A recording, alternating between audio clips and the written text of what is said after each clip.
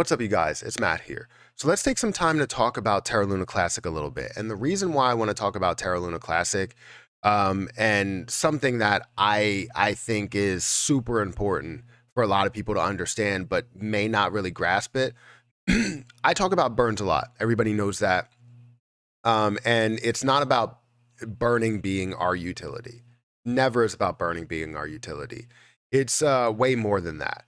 It's about a rescue mission. And I've talked about this in the past. Terra Luna Classic and what has been done to the overall chain, as well as looking at, USTC and the depegging there and trying to repeg and all of these other things that it once was. We're trying to rescue it to get it back to what it once was, but with a little bit more security, right? Um, so I created a tweet recently that talked about the time and how the time is the worst thing for an investment. I also created a video talking about that, which I got comments that were saying, hey, it's not about um, us forgetting where we came from at all. It's about not focusing on burns and focusing on utility and something that's going to move the chain forward. And I don't necessarily disagree with you. I agree that utility moves the chain forward. But when it comes to survival, it comes to getting something back on its feet, you need to take drastic measures. You need to make sure that the methods are as strong as they possibly can to get us back to these levels. So I'm going to explain exactly what I mean. If you guys want to hit the like button, hit the subscribe button. Sorry for the coughing. For some reason, I got to clear my throat every freaking 2 seconds. Hit the like button, hit the subscribe button, hit that notification bell for more of these videos. Also, if you guys want to check out some of the links down below, you can definitely do that, as well as following me on Patreon and everything there. So let's take some time to talk about this, because this is the tweet, right? Time is the worst thing for an investment community. When members have time to think, they start to question everything while forgetting how and where we started. Now, it's got 150 likes. It also got some backlash from people that don't necessarily agree with my takes on burns. And the reason why I'm so heavy on burns is because we completely, flew by it, right?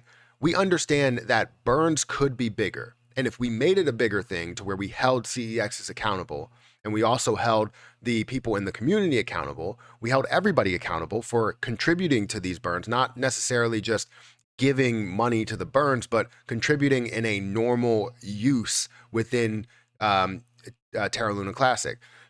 So if I'm buying Terra Luna Classic out of popularity, out of the gain, I want to make sure that I'm giving to what that eventual gain could be and how that can change to be, right? So I have the 1.2%, 2%, 0.2%. It doesn't matter what it is, you're contributing to it. And that would be everywhere, on CEXs, off CEXs. We basically looked at Binance and we said, all right, Binance is going to be doing the burns of 1.2. This is where we started, where we were like, the burn tax is priority, right? We prioritized burns, at which I saw an article recently talking about the Rebel Station and how the Luna community prioritized burns so much. But now we're starting to shift more towards that utility side of things and not look for the burns, which just increases the market cap and doesn't increase the overall price potential. Does that make sense? So with where we started from, it makes sense to stay with the burns. This is why I'm so heavy on burns. I love the fact that we can increase the price potential with something as little as going through a regular transaction with a ton of popularity. So for me to say that we're forgetting where we started, we're forgetting about the burns because we were holding CEXs accountable. To get back to that point, we were holding CEXs accountable. We were pushing Binance and saying, hey, you know what? We're going to boycott Binance because you basically hinted that you're going to do the 1.2%. Then they come out and say, all right, we'll do the 1.2% if people opt in, realizing that that would take away from their supply and elevate other cryptocurrency platforms like KuCoin, at which they don't want to do. You see what they're doing with FTX and Voyager, which it's great that they called it out, but it's also, I don't like the way that they did it because a lot of investors got hurt and they will continue to get hurt as long as CZ keeps trying to say every exchange sucks besides Binance or hint to that. But he basically said that he would do the 1.2% if people opt in, and then all of a sudden said, no, we're not going to do that. Why? Because it would take away from their overall supply, decreasing what their potential could be while increasing what KuCoin's potential or Gate.io's potential could be. So they got rid of the opt-in button. They went to the 0.1%, knowing that they have the Binance Convert that's going to be free. And it seems like every single week that they were doing these burns that technically come out of their pocket, even though most people are going to go to Binance Convert anyways, because they do offer it free.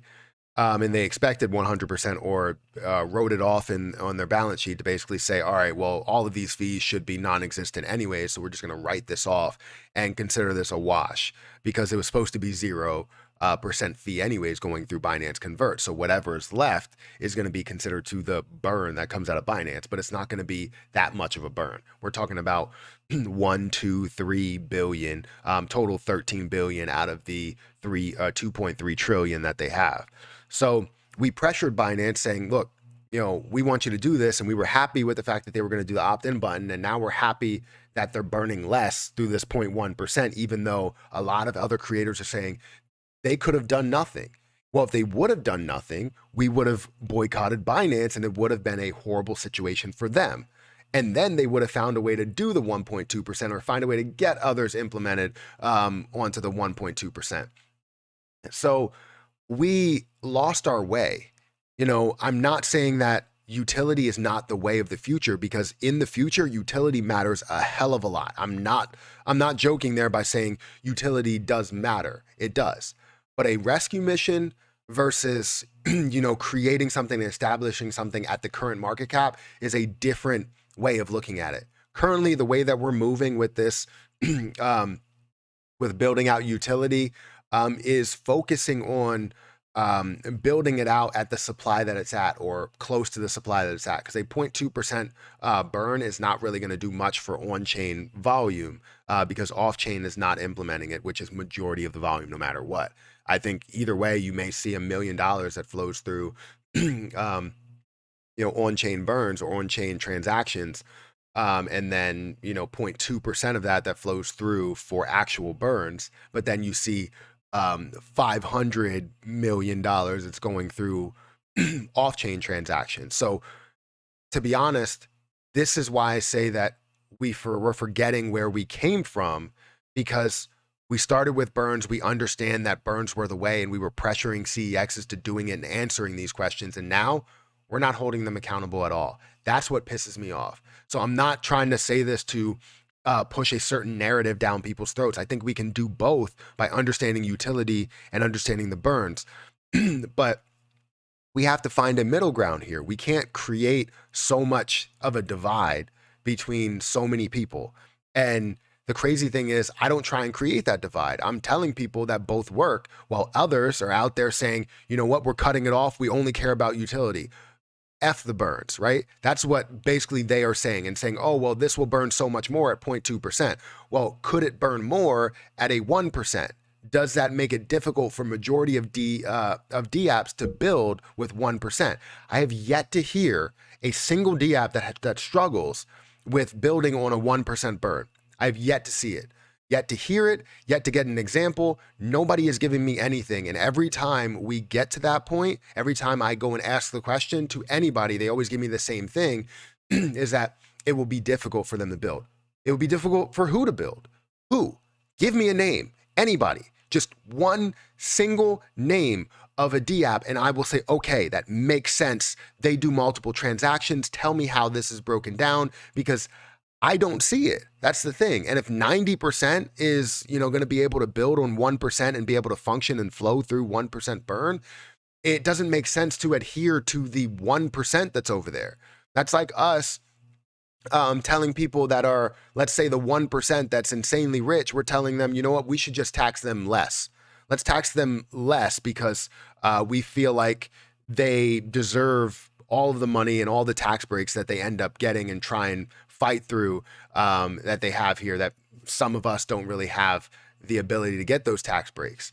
right? So you're telling people, oh, you know what? Let's just tax them at 0%. It doesn't really matter, or 0.2%, while everybody else is over here. We're like, yeah, 39% is fine. Like, what? Come on. Anyways, guys, that's where my head is. I think both can work, but I think we still do need to find a way to prioritize burns as well. So hopefully, with utility, we can see more burns. I'm not saying that it won't work. I'm just saying that there could be a little bit of a better method to this madness a little bit. To where we can increase the burns and see this burn off aggressively. And then just understand this is not lifetime. People are making it seem like it's like, oh, well, we don't want a coin to just, live off the burns. That's not utility. It's not living off of the burns. It is a rescue mission. This was not supposed to be here, and it's supposed to get down to a certain point. And when it does, the burn gets turned off. That's what it's all about. And once it does get back to that point, a lot of people can gain what they gain. And some people may just be here only for their gains and they do whatever they do. But then people are here for the long term, the utility aspect of it. And now we see so much more potential for what is left. Not only what is here, but what is left. So, anyways, I don't know how else to explain it. I try and explain it 17 different ways, but people just don't get it. And they're like, you are blinded by these burns. I'm not blinded by the burns. I'm blinded by the fact that people are forgetting where we came from and what we were trying to do with Terra Luna Classic. They're always trying to jump into utility every time. They're always trying to jump into utility way too early. Again, Shiba Inu has done it where they try and jump into so much utility, so many business aspects of it, get everybody paid, all of these other things, when we shouldn't be worried about that right now. We should have some sort of thought process as to what the utility will be, who will struggle building on this, who will be able to build now and who will be able to build later. That's what we should be focusing on. But the fact that we're focusing on not on the place where it has majority of the volume and trying to pressure them into implementing something that the chain wants to implement, we're losing our way. We really are. So I don't know what else to say. I'm sorry if I offended anybody, because I know I do with every video that I create. There's always somebody. Hit the like button, hit the subscribe button, guys. Hit that notification bell. I'm going to get out of here. I don't know if I have any other videos created today, but I'll catch you guys in the next one. See ya.